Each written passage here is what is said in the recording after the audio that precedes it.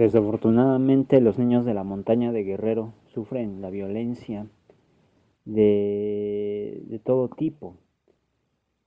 La sangre forma parte de la trágica realidad en casa y en la calle son testigos de los cuerpos asesinados, de la barbarie impuesta por la criminalidad cobijada por los aparatos represivos del Estado.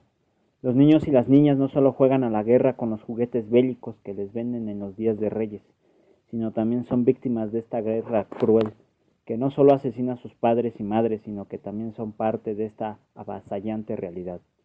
Comenta Tlachinoyan, a través de Desinformémonos, que Guerrero es uno de los estados cuya pobreza ha colocado a la niñez en los últimos lugares que muestra el proceso de deshumanización que vivimos en nuestra sociedad. De acuerdo con el informe de evaluación de la Política de Desarrollo Social 2018 del Coneval, en 2016 el 47.3% de niñas, niños y adolescentes indígenas de 0 a 17 años vivió en situación de pobreza moderada, mientras que el 31.1% vivió en pobreza extrema. Estos datos oficiales son indicadores precisos sobre la implementación de políticas que promueven la desigualdad y profundizan la exclusión social y discriminación étnica. En la montaña de Guerrero el panorama es desolador porque las niñas y niños carecen de una alimentación adecuada desde el vientre materno. Sus mamás que se embarazan a temprana edad arrastran las secuelas de la desnutrición y desempeñan trabajos extenuantes que desde los 6 años realizan al lado de sus padres cuando van a la milpa. Una familia de 6 hijos cosecha regularmente 300 kilos de maíz en las temporadas de lluvia. Este alimento básico resulta insuficiente porque con 6 costales solo les alcanza para comer durante 2 meses. Sin maíz, las familias padecen todos los males: enfermedades, hambre, desnutrición y riesgos inminentes de toparse con la muerte. La educación es el derecho que más pelean las madres y padres de familia de forma más organizada. Aún así, las autoridades educativas se empeñan a multiplicar obstáculos para que los maestros y maestras no lleguen a sus comunidades. No hay comunidad en la montaña y también en las principales comunidades del estado que deje de levantar la voz y tomar acciones de fuerza para hacer pública su exigencia de que envíen suficientes maestros y maestras a las escuelas de nivel básico.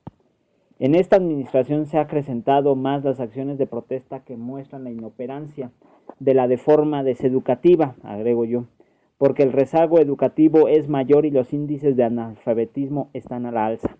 Los niños y las niñas han tenido que enrolarse como mano de obra barata. Las ciudades son cada vez más niños y niñas quienes aparecen en los cruceros, realizando alguna actividad para cubrir sus necesidades básicas. En el campo, los niños y las niñas viajan con sus padres a los campos agrícolas de Sinaloa.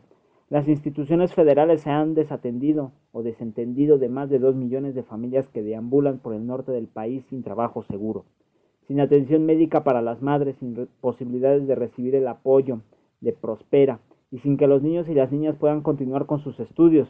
Los pequeños que se quedan en la comunidad asisten a las escuelas donde no hay maestros ni maestras, mucho menos condiciones óptimas para que puedan tener un ambiente que favorezca el desarrollo de sus habilidades y capacidades intelectuales y artísticas.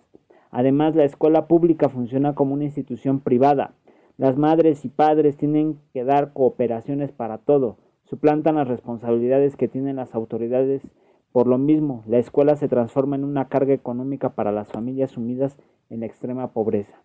Este abandono de la infancia ha dejado el campo libre para que las niñas y niños se involucren en actividades ilícitas. Con mucho pesar vemos cómo la niñez de la montaña se ha especializado en el rayado de la amapola en lugar de poder adquirir destrezas como lo han hecho en otros tiempos para dominar varios instrumentos musicales o cultivar las danzas tradicionales y alentar la competencia deportiva que ha formado parte de una buena fama que tienen los equipos de cada escuela y de cada comunidad. Ese espíritu de colaboración, de entusiasmo por concursar en los diferentes campos del conocimiento ha perdido el estímulo de las autoridades. En la ciudad de los niños y las niñas, en lugar de ver a la escuela como un espacio lúdico para desarrollar todas sus potencialidades, se ha transformado en un lugar donde predomina el bullying y la violencia. Para los mismos padres y madres, la educación se ha transformado no en un derecho, sino en una mercancía, porque es una carga muy onerosa que ha sido factor para la deserción escolar. No es casual que niños y niñas sean atrapados por los diferentes giros de la economía criminal. En Guerrero, la infancia es una etapa que han truncado los mismos gobiernos municipales y estatales porque violentan sistemáticamente los derechos de las niñas y niños. No son considerados como personas que tienen derecho a jugar, convivir, a estudiar, a tener alimentos suficientes y adecuados y a vivir sanamente. Las niñas y los niños que tienen el privilegio de asistir a la escuela, un buen número tiene que trabajar para completar el ingreso familiar. Son niños y niñas adultas que también tienen que luchar por la sobrevivencia. Se preparan contra una sociedad que violenta sus derechos, contra autoridades que los ignoran y los maltratan, y contra padres y madres que en muchas ocasiones usan la violencia como el recurso, entre comillas, más efectivo para corregirlos. Los adultos se empeñan en hacer sufrir a los infantes, en hacer sentir su poder, en infligirles daños físicos y psicológicos, y en violentarlos física y sexualmente. Los avasallan, los despersonalizan y los interiorizan el complejo de inferioridad y de sumisión. Somos testigos de que hemos sido cómplices de una violencia institucionalizada que ha carcomido el ejido social y la familia, que ha trastocado nuestras formas de convivencia basado en el respeto y la tolerancia y que se ha metido en la vida familiar para atrofiar el desarrollo mental y psicológico de las niñas y los niños. La población infantil está sumamente inerme, no hay un Estado que los proteja.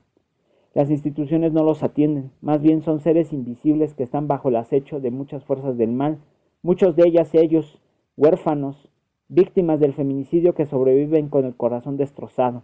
Su vida es un tormento lleno de dolor y de tristeza, desde los primeros años. Enfrentan la crisis más grande de su vida, no hay razón ni sentido para vivir, porque se ha perdido el valor por la vida. ¿Qué autoridades se enfrentan a esta trágica realidad que asumen los niños y las niñas guerrerenses? ¿Dónde están esas instituciones creadas expresamente para proteger a la niñez? ¿Qué políticas se tienen que implementar para ya no permitir que se trunque un desarrollo sano de las niñas y niños de Guerrero? ¿Cómo curar sus heridas? ¿Cómo sanar sus dolores? ¿Cómo devolverles su alegría? ¿Cómo reparar los graves daños que han sufrido?